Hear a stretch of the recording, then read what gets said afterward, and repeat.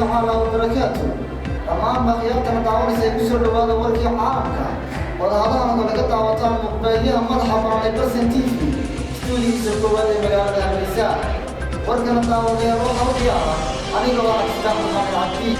ولقد ورقة وطوط الله وحكمها.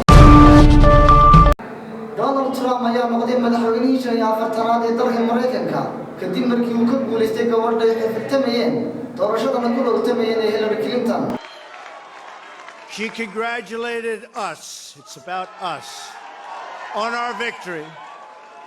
And I congratulated her and her family on a very, very hard-fought campaign. I mean, she fought very hard. gudoomiyaha xisbiga kulmiye isla markaasna murashaxa tirada madaxtinimo ee xisbigaasi Mujaahid Muuse Biixi Cabdi ayaa deeq 300 booyadood oo biyo ah gaarsiiyay gobolada bariga Jamhuuriyadda Soomaaliland ee abaartu harakeysay.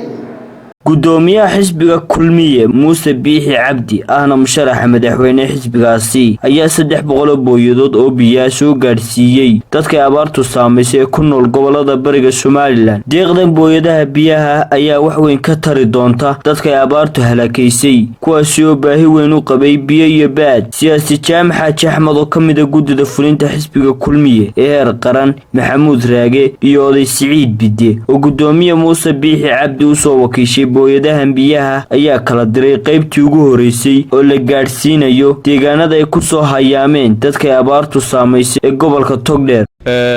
inaan ku kala diro deeq biyaha oo soo bixiyay gudoomiyaha xisbiga kulmiye ahna musharaxa xisbiga kulmiye mudane Muuse Biixi Cabdi oo ugu deeqay gobolada bariga ee abaaruhu ay halaakeeyeen. waxaan anagu ahay waftigii ka yimi Hargeysa ee gudoomiyuhu u soo gimaday inay gobolada gaarsiiyaan. anagoo halkan qaybtii gobolka Togdheer ku wareejinayna gudoomiyaha degmada Burco degmada iyo gudoomiyaha gobolka ee xisbiga kulmiye iyo gudidiisa. waxaan u mahad celinaynaa gudoomiyaha xisbiga kulmiye mudane Muuse Biixi Cabdi oo deeqdaas soo gaarsiiyay dadka gobolada bariga. xisbiga kulmiye waa xisbiga ugu horeeyay ee deeq biyo ah soo gaarsiiya dadka abaaruhu ay halaakeeyeen gobolada bari. waxaan leenahay cid kasta oo Togdheer iyo Sanaag iyo Saraar iyo Sool iyo saaxil ee bari rabta oo na jecel oo wax naga rabta ama wax naga doonaysa ama cod naga doonaysana waxaan leenahay gudoomiye Muuse ku daydo u soo gurmada lama kala laha dadke.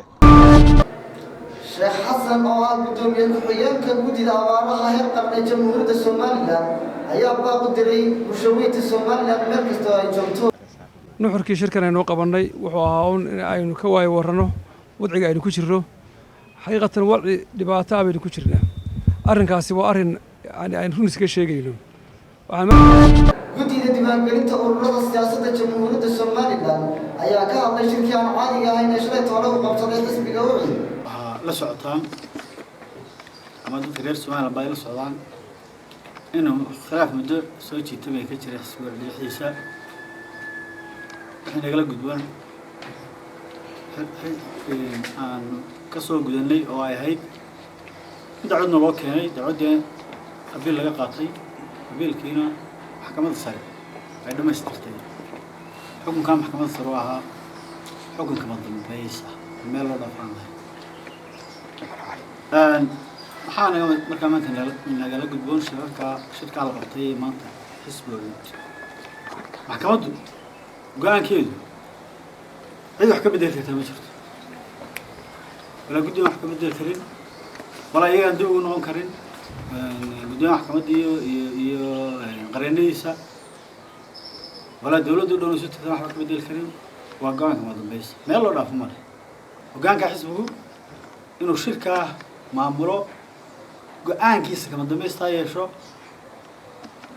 marjac u noqdo awoodiisii waxay gacanta u gelisay hoggaanka xisbiga. waxay soo go'aamisay in labada garab ay laba guddoomiye shan soo magacaabaan. labada guddi waxay maxkamaddu go'aamisay inuu hoggaanku marjac u yahay.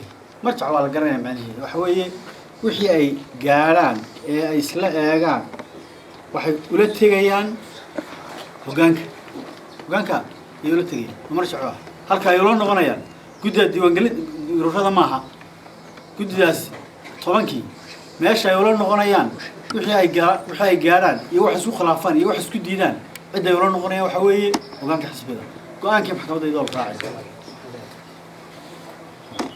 waxay kaloo go'aamisay go-aanka kama dambaysta waxa la hoggaanka marka guddidaasi marjacna waa u tahay haddana go-aan wixii ay gaadheen oo dhan way bedeli kartaa wixii guddidaa qabanqaabadu ay gaadhay oo dhan way bedeli kartaa hoggaanku waa bedeli karaa way isagaa leeyahay go-aanka kama dambaysta isagaa leeyahay sidaa awgeed meel ay ka soo gasho guddida diiwaangelintu ururada siyaasaddu haba yaraatee ma jirto warkii oo ka daawanaysa shaashada madaxa banaan ee Barsa TV studiisa koowaad ee magaalada Hargeysa intaan ku kulmi doono warkan warka xiga waa anigoo Cabditax Maxamed Cabdi kaga tegaya